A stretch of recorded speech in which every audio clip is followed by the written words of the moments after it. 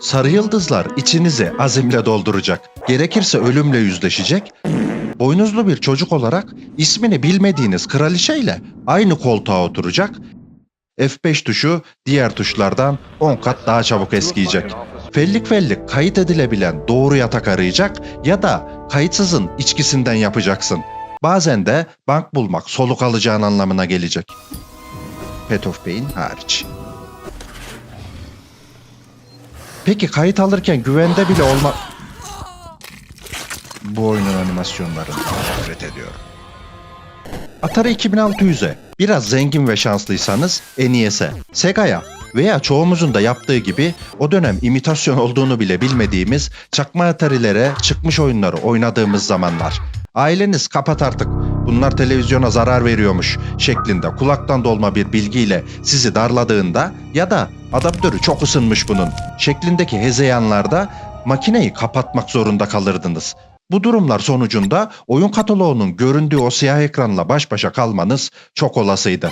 Elektriklerin gitmesi ise büyük şanssızlıktı. O dönem piyasaya çıkmış oyunların çoğunun uzun soluklu yapılmamasının sebeplerinden birisi de kayıt sistemi barındırmamasıydı. Yani her reset tuşu yeni bir başlangıç demekti.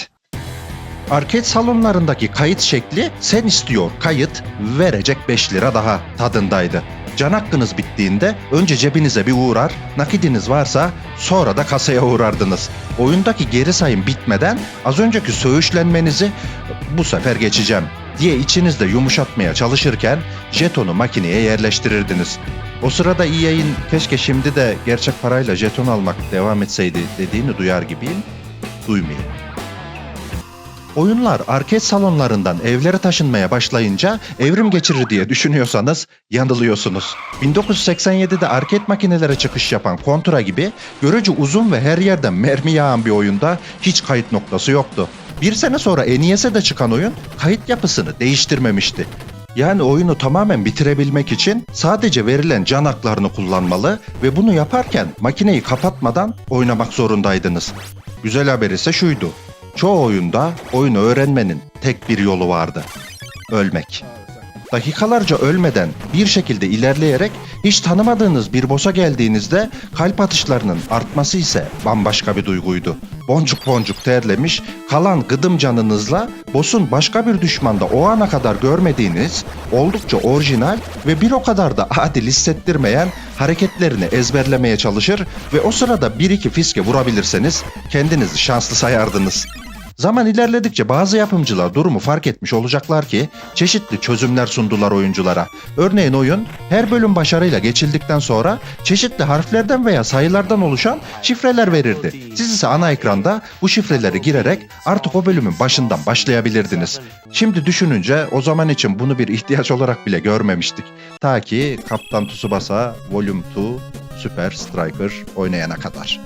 Oyunun hem maç süreleri çok uzundu hem de karşılaştığınız rakip sayısı çok fazlaydı.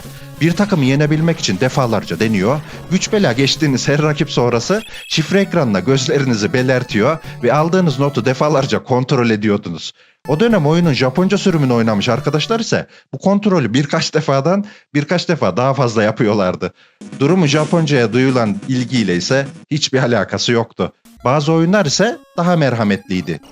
Yani nispeten diyelim. 1986'da çıkan bir oyun ise yazılabilir disket teknolojisiyle ilerlemenizi kaydederek disket üzerine yazabilecek, bu sayede başlat yerine artık devam et, tekrar dene, kaydet gibi kavramlar hayatımıza girecekti. Bunu yapan ise Nintendo'nun The Legend of Zelda'sıydı. Konsoldaki bir oyun artık PC'deki gibi ilerleyişinizi kaydedebilecekti. Ancak PC'de o kadar şanslı olmayanlar da vardı. Eğer internet kafede oyun oynuyorduysanız her gün aynı günü yaşayacaktınız.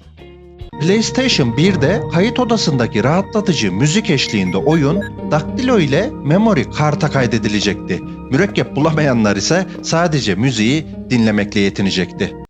Mürekkep o da olmazsa kristal. Oyundaki ilerleyişinizi garanti altına almak için bulabilirseniz bir defaya mahsus olmak üzere kaydedebilmekle ödüllendirilirdiniz. İşinizin hiç şansa kaldığı oldu mu peki? Kaydolmak için sağa sola koşturduğunuz ya da belli noktalarda ama kafasına göre takılan Başımızın tatlı belaları. 10 saniyede bir işini sağlama alanlar da vardı. Herhangi bir kapıyı açmanın bile işe yaradığı durumlarda. Tüpler ise bazen hayat kurtarır, bazen de yeniden doğmanızı sağlardı. Bunun için bir kurbanın gerekebileceği ise hiç aklıma gelmezdi. İlk kez Yakuza 0 oynuyorsanız, telefon kulübesi bulmadan oyundan çıktıysanız tebrikler. Oyunu baştan oynayacaksınız. Persona 3 Reload'da günü bitirmeden mi oyundan çıktınız? O günü tekrarlamak zorundasınız. Güne alerjisi olanlardan birisi de Pikmin. Günü bitirmezseniz oyunu ilerletemezsiniz. Gün sonunda dışarıda kalırlarsa gerçekten ölüyorlar bu arada. İçinizden bir parça kopuyor. Şirin şeyler. Grove Street, home. Evde olmak gibisi yok. Kaydetmek için her görev sonrası Grove Street'teki evinizde disket sembolüne koşuyordunuz. Skyrim'in ise ne zaman ne yapacağı belirsizdi. Ya oyunun ne zaman çökeceğini bilecektiniz ya da sık sık elle kayıt alacaktınız. Acele işiniz var ve oyundan çıkmak mı zorundasınız? Önce heykel bulmalısınız. Giriş noktasına ulaştınız ve kilidi kaldırdınız. Artık giriş noktasının bulunduğu çap içerisinde istediğiniz herhangi bir yerde oyunu kaydedebilirsiniz. Bazıları yer belirlerken bazıları istediğiniz zaman yapmanıza izin verir. Sadece bir kayıt menüsünden ibaret olmayanlar peki? Sevimli minik beyaz ruhumuz istediğiniz yerde kayıt yapabiliyor ve öldüğünde ise o noktadan başlayabiliyor. Ori, ilerleme kaydını bir mekanik olarak kullananlardan.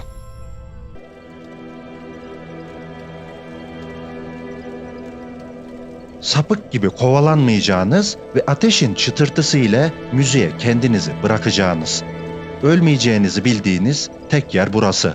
Öldükten sonra ise doğacağınız tek nokta burası.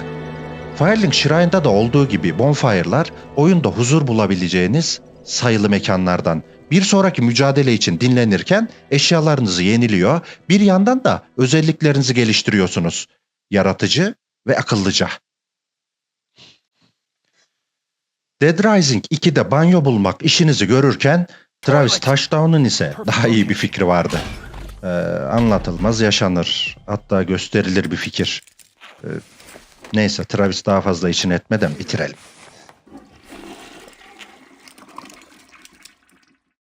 Eğer biraz daha oynamak istiyorsanız bir kaydedeyim kapatacağım diyerek yarım saat daha masayı uzatabilirsiniz. Ama dikkat edin ve bunu sık tekrarlamayın. Peki multiplayer bir oyunun ortasında annenize oyunu kapatamayacağınızı nasıl söylerdiniz? Zamanın kumlarına hükmeden prensin masalsı macerasında soluklandığı an. Afrika'nın uzak köşelerinden birinde bir paralı askerin başından geçenler. Savaş tanrısının bitmeyen karanlık kabuslarını aydınlatan ışık. Şekil değiştirse de verdiği güven hissi aynı. Rahatlamış ve devam etmeye hazır görünüyoruz. Geri dönüşü olmayan şeyleri düşünmeye artık ihtiyacımız yok. Yaptığımız her şey geride kaldı. Hayatta olduğu gibi oyunlarda da yaptıklarımızın sonuçlarını yaşıyor muyuz peki? Yoksa olanlara kayıtsız mı kalıyoruz?